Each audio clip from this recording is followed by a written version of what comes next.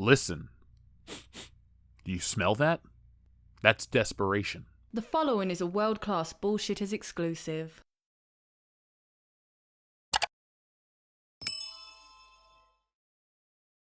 Welcome back in, folks, to WCBS, the epitome of pop culture. Today, we're going to talk about something that's on everyone's mind. No, not the weather. No, not the Olympics. And sadly, not the Powerball numbers. Today, we're diving into a question that's been on everyone's mind, even though most people have been afraid to ask it. Is the return of Robert Downey Jr. to the MCU a desperate move? Some say yes, some say no. Let's dive headfirst into it. But be careful, because you're not diving into water, but concrete. Robert Downey Jr.'s return to the MCU as Dr. Doom has generated a ton of buzz, but it's also sparked a lot of debate. Is Marvel bringing him back because they truly need him, or is this a sign of desperation? First, let's acknowledge the undeniable impact that RDJ has had on the MCU. His portrayal of Tony Stark is legendary. The only other person to have this sort of impact on a Marvel film is Hugh Jackman himself.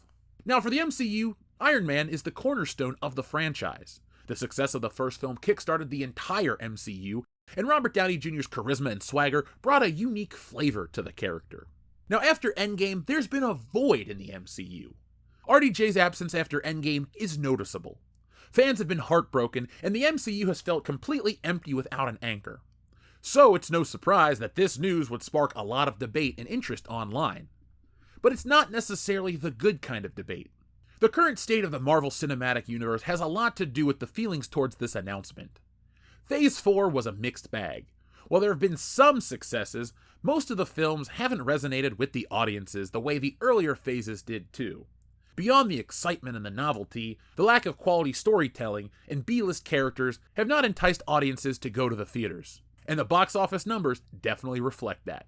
Introducing a lot of characters and storylines that people really didn't care about left the audience feeling disconnected. Without A-list characters like Iron Man and Captain America, Marvel feels like a barren wasteland. Even though the box office of Deadpool and Wolverine has been a massive win, overall, Marvel's been struggling to recapture the magic of the Infinity Saga. So is bringing Robert Downey Jr. back a sign of desperation? Well, it definitely seems that way.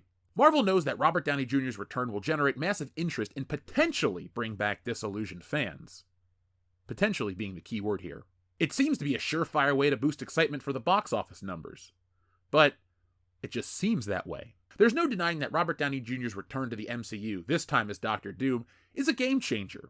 But it also raises questions about Marvel's confidence in their current direction. Are they relying too much on the past successes to carry them forward? Some would say yes, but even more question that possibility.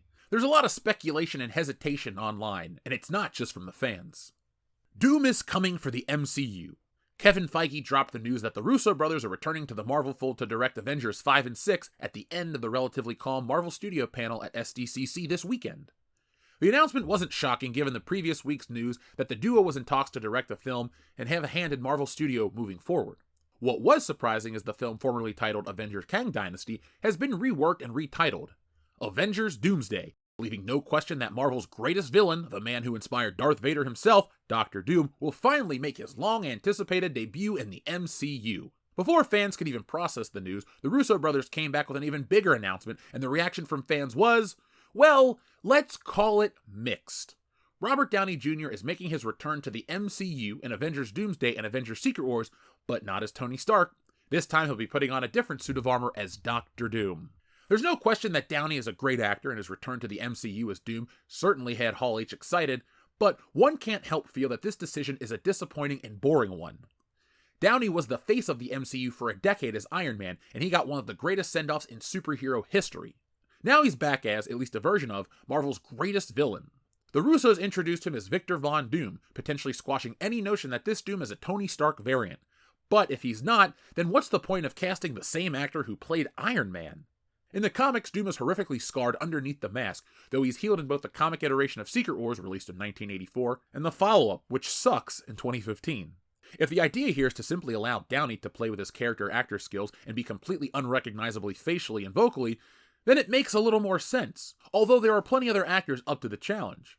But given the importance of Downey's face, both as a movie star and Tony Stark, is Marvel going to skip out on the bankability with general audiences, even if the alternative feels more creatively fulfilling?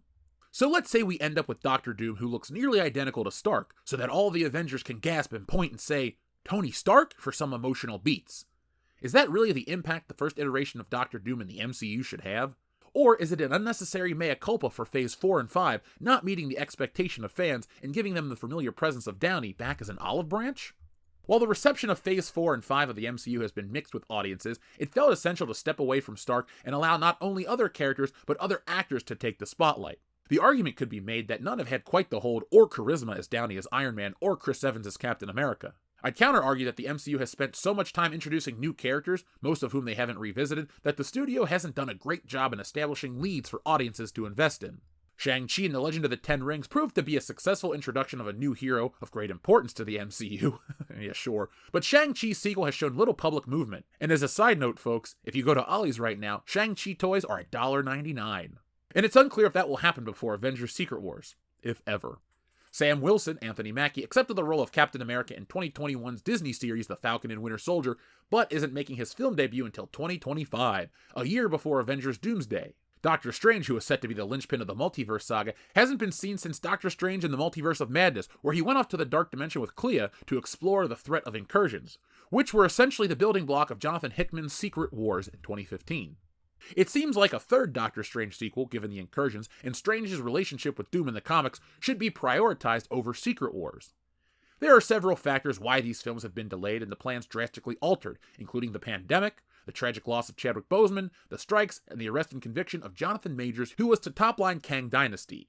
But despite those factors, it seems the next two Avengers films could have been pushed back with other films to fill the spot and give audiences more chances to get to know and love these new characters. Yeah, that would be great if those characters weren't absolute crap. And the Multiverses saga initial big bad Kang could have been recast after Major's termination, given the ample amount of black talent who could have made a meal out of the role. Instead, the MCU chose to jump to Doom without even creating a space for a new actor to make the mask his. As some fans online have theorized, Downey's Doom has only been confirmed for 2 movies, and if Avengers Secret Wars' result is a soft reset of the MCU as it did for the comics, then there's potential for another Doom down the line. Still, that seems like a big what if. What impact would a new Doom have on audiences who already saw him in what are sure to be 2 of the biggest movies of all time? Calm down, Hollywood Reporter, that's not guaranteed yet. How much enthusiasm will there be seeing the Fantastic Four fight Doctor Doom, when they assuredly face off against Downey's variant version in Doomsday and Secret Wars? There's also the factor that any other actor who takes over Doom in the aftermath of Secret Wars will assuredly be doing so in the shadow of Downey, regardless of how comic accurate that depiction may or may not be. And of course, Downey will be taking on Doom in the shadow of his portrayal of Iron Man, and Doom should never reside in another man's shadow. And no, Victor Von Doom's brief 12-issue stint as the infamous Iron Man, a storyline by Brian Michael Bendis and Alex Maleev, in which Doom tried to redeem himself as Iron Man following Tony Stark's death, does not change that, nor does it make context in the sense that Doom is the new big bad. And that sentence lacks any context of punctuation.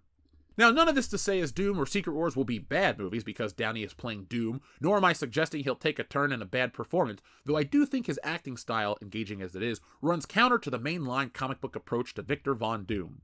But I can't help but feel like this will play a bigger part in getting MCU fans to stop saying the franchise's best days are behind them by bringing back an actor associated with the MCU for a decade. Considering all the talent out there that has never been in an MCU film and the fact that Doom is even worthy of a solo trilogy of his own, makes the whole decision feel hasty and cheap, but in the most expensive way possible. If handled well, this could be a turning point for the MCU. It could reinvigorate the franchise. I could make $1 billion by midnight. Who knows? Anything is possible. Robert Downey Jr. is great. He's been great as Iron Man, he's great in Oppenheimer, he's great in most of the films he appears in, including Tropic Thunder. But this just seems desperate. This is Marvel grasping at straws. But I gotta ask the question, is Marvel being brilliant or desperate here? Let me know down in the comments below, and before you go any further, make sure you hit the like, share, and subscribe for more WCBS content. Folks, I don't want to sound negative. I don't want to sound like a naysayer or a doomsayer, but this is absolutely lazy. All you're trying to do, Disney and Marvel, is cash in on the hype and the nostalgia from Iron Man. We all know it. One man in a metal suit is not the same as another man in a metal suit. And Robert Downey Jr. could bring in an Oscar-winning performance, and it's just not going to work. Multiverses are lazy, multiverses do not work, and multiverses make Hollywood do stupid things. And this is going to be categorized as one of the latter. So folks, let me know what you think down in the comments below. If you want more WCBS coming at you each and every day, ask down in the comments below. Send us an email to info@worldclassbullshitters.com and follow us on Twitter, Facebook, Rumble, and more. Folks, we are only 45 people away from getting monetized over on the official World Class Bullshitters Facebook page. So if you could join that page, give it a like, we can get monetized and we can grow the channel in new and exciting ways. Speaking of exciting, it's really exciting that Wokebusters crossed its goal. Thank you folks for making that possible, but I'm not going to let this run any longer. I got more videos to make. So from all of us here at WCBS, thank you for watching. Be smart, be safe, be cool, but always be excellent to each other. Stealing Solo asks the greatest what-if question of all time. What if a group of disgruntled Star Wars fans kidnap Harrison Ford and force him to remake Star Wars in their basement? That, and a whole lot more, is answered in Stealing Solo, a Captain's Parody. Stealing Solo has been called Laugh Out Loud Funny and the greatest Star Wars parody since Spaceballs, and it's available now for a limited time only. Go to stealingsolo.com, which is powered by Shopify, so you get the reward-winning safety and security, and get yourselves a copy today. Once we sell through this limited backstock, I'm going back to the drawing board to bring you the sequel, which parodies Luke Skywalker's fall from grace, and finally the closing chapter, which I can't wait to get to, Frankenfisher, the Bride of Solo.